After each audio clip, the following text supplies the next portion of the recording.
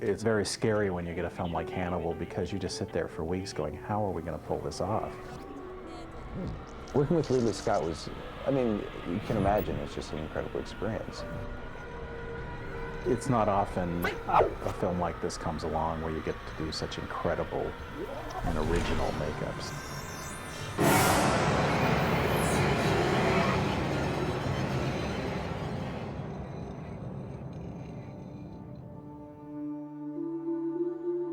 Well, it was really unexpected. We got a call from Branko Lustig, and I returned his call, and he said, "Do you want to work on this film, Hannibal?" And it was like, well, of course.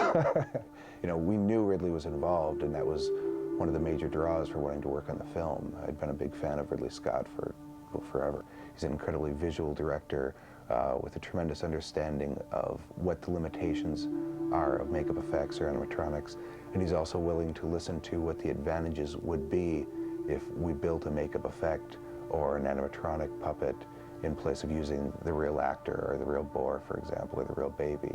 This film was so much fun working with him because he wanted to try everything, and let's try this, you know, and then we try it, no, that doesn't work, let's try this.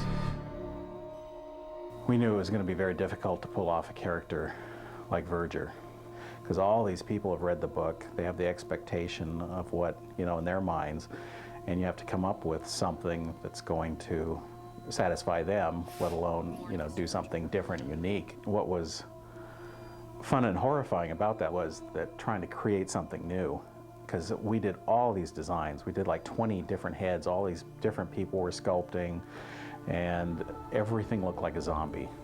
You know, when you start trying to do a skeletal form, building up on a face, anything teeth, everything, putting teeth in, everything looked like a zombie. And we're just like, oh, geez, what are we going to do? I wanted it to be actually something that really looked like a genuine, well, hideous scarring. And so during the process of trying to decide how do we make a man monstrous at the same time real, not like a face from the House of Wax. There's a big question in filmmaking of what the audience is going to accept, you know, leaning more toward the realism or more toward the interpretation of it. If you look at a horrible accident scene and you see, you know, dead bodies laying there, oftentimes it looks so fake. So we had done reference as to what this character should look like, and really decided to move away from that because the audience, we didn't think, would really accept it as being something that could happen. You know, somebody that's just so horribly disfigured. People just don't want to look at it and don't want to accept it. We did real elaborate, anatomically correct, you know, muscles and things.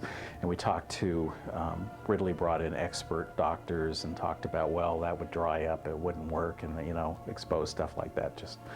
So when I got to Florence finally, Ridley said, I have a new idea, you know, and he showed me some pictures of a fetal type of a thing.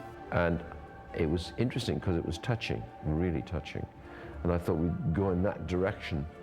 So I wanted to make Mason Verger rather more touching than monstrous, because I think at the end of the day, I think Mason Verger was really rather amusing, was touching, still hadn't lost his sense of humor, and was, you know, almost sympathetic. So we sculpted this in a day, and we showed it to him the next day, and he liked it a lot, but he wanted to change some things, and we took it another day, and basically that was the design that's in the film. Well, it's 5 hours of makeup, then an hour or so to get clothes and the wig, and really it's 6 hours to get all the pieces together. I really love working with Gary. You can put him in anything and he just will make it come alive. So when I heard he might be up for this film, I was like really excited, because I said, I bet he'll let us, you know, pull his eye open and things like that. And when Gary finally was cast and came in, the first thing he said was, do you think we can clamp my eye open?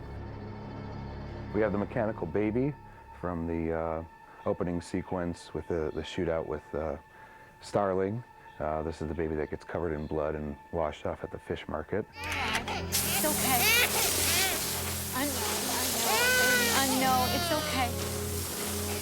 You have this very violent, very aggressive scene where The Starling character, grabs this baby covered in blood and slams it down on this table and, is hosing it off, and it isn't, because she's in such a rush, she really can't be delicate with it. So, we knew immediately they were going to have to make the baby, and which realism in animatronics or puppets is, to me, the most interesting thing to do, because people have a point of reference. They know exactly what it's supposed to look like. Therefore, it's the most challenging. So that was to me, one of the more exciting pieces to build, something that people would look at and not think about, this is an animatronic character or a puppet. Just believe this is a baby. So what's it to be? Balls in or balls out? Like Judas? Are you confused? I'll decide for you if you'll permit me. Ciao. The rig was pretty simple for Potsy. It was very effective, and I thought just horribly violent. But those are the most fun things to do, aren't they?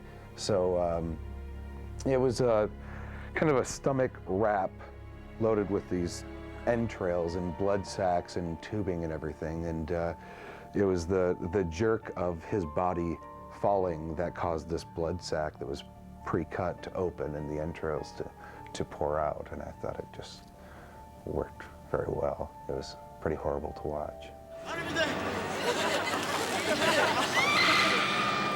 One funny thing they came up and asked me about, well, what can we use? Because if we use blood, it can just ruin the stucco on the buildings, which is so old, and if it stains it, forget it, major deal.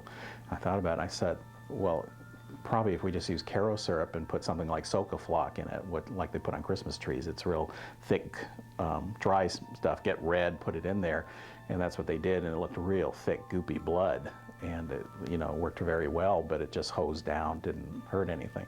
But it's funny, when you're shooting someplace like that, you have to think about all that kind of technical things that you can do to ruin the, Florence, So I thought that was really funny. Then here we have the mechanical boar from the sequence when the boars are eating the Sardinians, and this is the boar that chomps down on the face of Verger. The boars, or the boar puppet, just through discussion, Ridley was talking about wanting this violent scene, and of course these real boars are very dangerous. They're these huge creatures. We took a field trip, and to view them, and it was very intimidating. These things running around, and of course they're kind of biting at each other and anything else that gets near them. So we realized that there was some risk involved in putting a person in this pen and getting the person too close to these animals. Off of eBay, we got a Russian boar head that we used, and then we copied it and punched all the hair into it and made this really incredible boar's head, which they use for the close-ups. Could do these snapping and biting scenes, and we also built a puppet of one of the Sardinians that was made out of gelatin and several layers, so the boars could tear away at it and eat it. We took the full bodies of the two guys getting attacked by the boars and made complete mechanical gelatin-skinned edible bodies with all the sculpted underneath, all the anatomically correct, bones and everything, and then stuffed chicken and stuff in between all that, so that it was all edible. And the boars came over and just were pulling out the entrails and grabbed the one guy's face, ripped it right off, the gelatin, and it worked really well. This is the puppet we created for the brain-eating sequence. Of course, the skull cap comes off, and we had animal brains in there, along with kind of a fluid sac going over the top, so when you cut into it, it bursts out, and it's all runny and disgusting. Puppet has full facial movement, eye blink, eyeball movement, back and forth, up, down, jaw movement, cheek movement, neck movement, etc. The first thought was, oh my God, how are we going to do this? It seemed to be an incredibly complicated sequence that had to be done with great precision. I mean, there would be no room for error on this. And, of course, we knew we were going to be working with the mill to create the scene, which you know, left a lot of comfort, but you know, it's still a really frightening undertaking. You know, knowing that there'd have to be this exact duplicate of Ray Liotta in the form of a puppet, along with the makeup effect that went on his head, along with, of course, the talent of the mill, and just the merging of that. To me, it's one of the best scenes that has combined all the techniques available. It was an incredibly painful scene to watch, even having built the product, you know, and seeing it every day in my studio. In that scene, there are 2 or 3 shots which actually are the figure and not Krendler. And I'm never going to tell you which ones they were, because it was so good.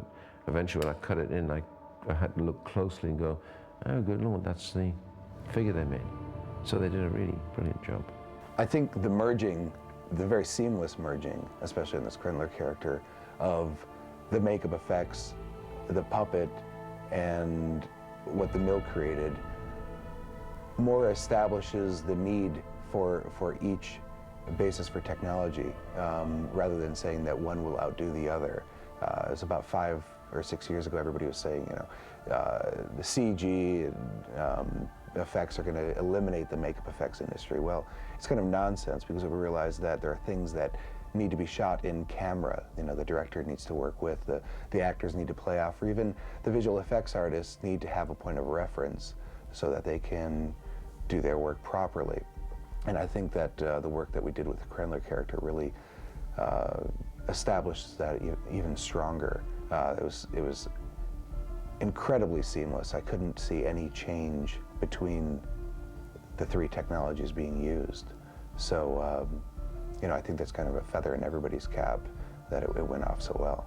You know, anybody can do gore effects and everything, but it's really fun trying to do something more that's a little classier, you know, and to try to do it, because like Verger, I really wanted it to be disturbing. I wanted people to look at it and just go, oh, geez, you know, and really bother them in that. I didn't want to try to make it gory where it's just, you know, blood and guts, and, you know, anybody can do that. But just so disturbing that it's in your mind. The thing that really surprised me when I saw it was the end with Ray Liotta. That stuff for a couple days was, and I'd never had that experience since The Exorcist, of that disturbing picture in my mind of, like, you know, humans shouldn't see something like that, because it really bothered me. I didn't think it would, you know, and because we worked on it.